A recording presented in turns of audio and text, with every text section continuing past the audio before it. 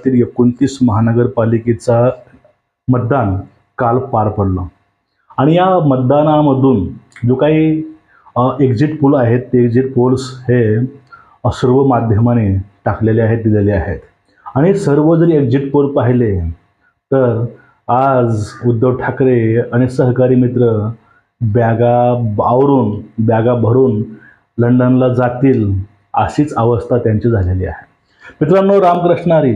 आपल्याला आज याच कालच्या मतदानाविषयी आणि त्या एक्झिट पोल आणि नेमकं सगळं गणित काय याविषयी आज बोलायचं आहे.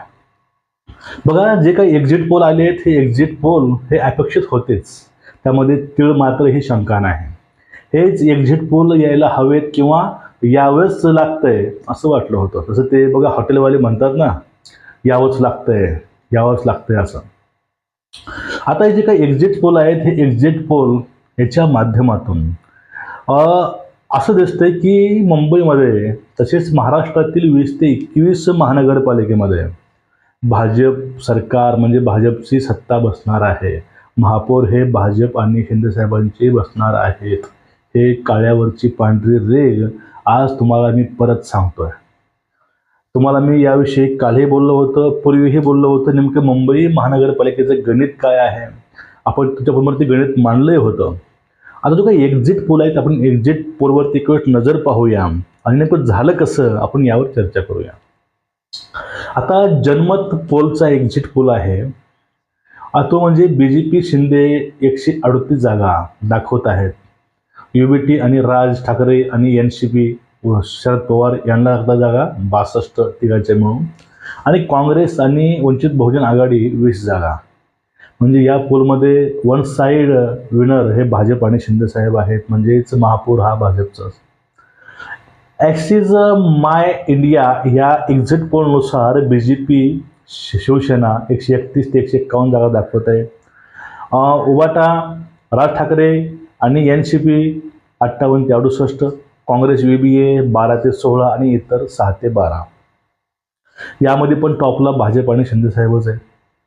नंतर JVC पोल आहे त्यामध्ये भाजप 97 ते 108, शिंदे साहेब 32 ते 38, उबाटा 52 ते 59, मनसे 2 ते 5, काँग्रेस 21 ते 25 आणि ऑदरला 6 ते 9. आणि सकाळचा एक्झिट पोल थोडासा ठाकरेंच्या बाजूने आहे. तो असा आहे, भाजपला 84, शिंदेंना 35, ठाकरेंना 65, मनसेंना 10. हे एकूणच हे सगळं काय आहे तो एक्झिट पोल आहे.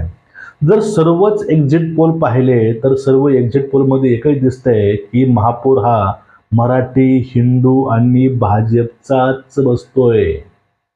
आणि असंच महाराष्ट्रातील 20 जागावर सुद्धा हा महापौर हा यांचाच असणार आहे. आता एक हाती सत्ता आपण भाजपच्या पदरामध्ये टाकत आहे का? तो विश्वास कमवलाय शिंदे साहेबांनी, देवाभाऊने. आता विरोधक सुद्धा यांचे गुण आणि गोडवे गात होते तुम्ही पाहिलं असेल.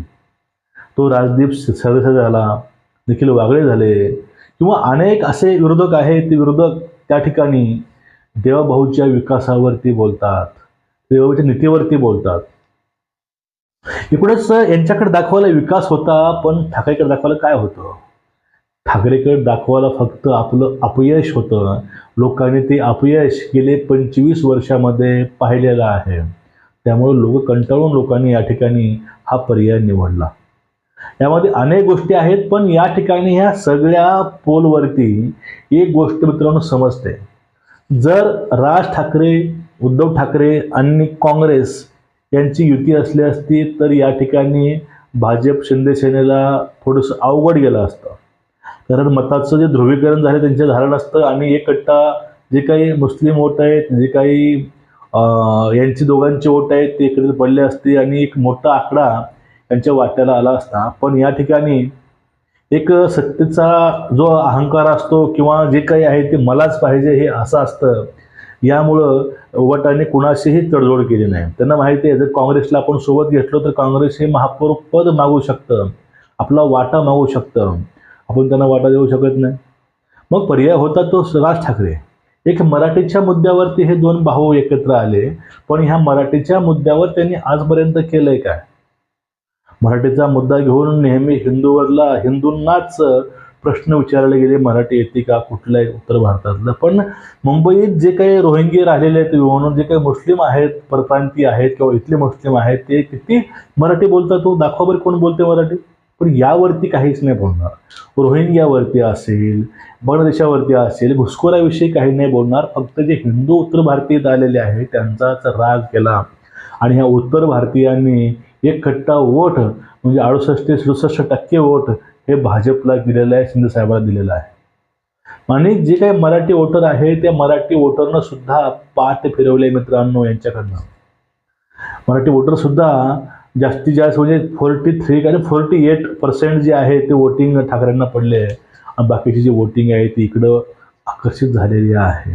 म्हणजे मराठी माणसाला हो हे समजतंय नेमकं विकास करत आहे कोणी. आणि या सर्वांना आपण हारणार आहोत याचा अंदाज कालच आलेला आहे. कारण ते बोटाच्या शाईवरून ते काहीतरी आता नवीन कारण शोधत होते की बोटाची शाई पुसत आहे, लोक जाऊन परत परत मतदान करतील. अहो त्या ठिकाणी बेलो असतात बसलेले, तिथे एजंट असतात पक्षाचे, त्या ठिकाणी सर्वच वातावरण तसं असतं आणि त्यामध्ये परत परत नाही होत. तिथं वोटर आय डी चेक करून तिथं ते नावावर टिक करून ते त्यांचं वोट टाकल्यानंतर तो वोट त्याचा बाद होतो. त्या ठिकाणी त्याला परत चान्स मिळत नाही. पण तरीही एक दाखवायचा प्रयत्न केला की बोटावरची शाई पुसली जाते, परत लोक जाऊन परत परत वोट करतात.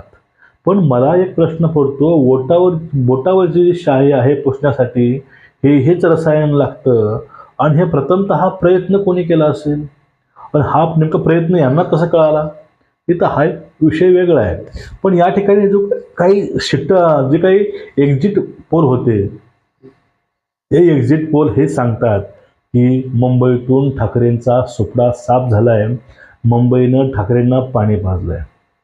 आता ते मग साधू हत्याकांड असेल, हिंदू विरोधी भूमिका असेल, मुस्लिम सम्राट असतील तर कोणतीही भूमिका असतील, यांची एकही भूमिका महाराष्ट्रातील लोकांना तसेच मुंबईतील लोकांना पसंत पडली नाही.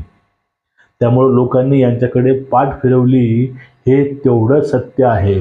आता बुडत्याला काडीचा आधार ही अशी युती होती भावाभावाची, पण तो बुडता हे बुडून गेला आणि जो आधार दिला आला तो हे बुडून गेला. म्हणजे एकूणच काय, यातून एक जो आपलं महाभारतामधील जे काही युद्ध झालं होतं त्यामध्ये काही गीता कृष्णाने सांगितली, भगवान कृष्णाने जी सांगितली गीता या ठिकाणी तंतोतंत महागामध्ये पडते. धर्माच्या रक्षणासाठी परत परत तो अवतार घेणार आहे. तो असेल किंवा त्यांच्या आशीर्वादाने असेल, पण धर्म वाचवण्यासाठी, धर्माचं रक्षण करण्यासाठी कुणीतरी या ठिकाणी यावंच लागणार आहे आणि ते हे धर्मरक्षक हे महाराष्ट्रामध्ये आलेले आहेत. मित्रांनो, एक अशी अवस्था आहे, आपण आज बाजूचे देश सगळे बघत आहोत, त्यामध्ये आज आपली हिंदूंची अवस्था काय तुम्ही पाहून घ्या. बांगलादेश पहा, पाकिस्तान पहा, नेपाळ पहा. अशीच आपली अवस्था होऊ शकते हे मुंबईतील सुद्धा वोटरला कळालं आणि त्यांना एक माहिती आहे की भाजप या गोष्टीशी कधीच तडजोड करणार नाही याची खात्री यांना आहे. त्यामुळे लोकांनी भरभरून वोट दिले.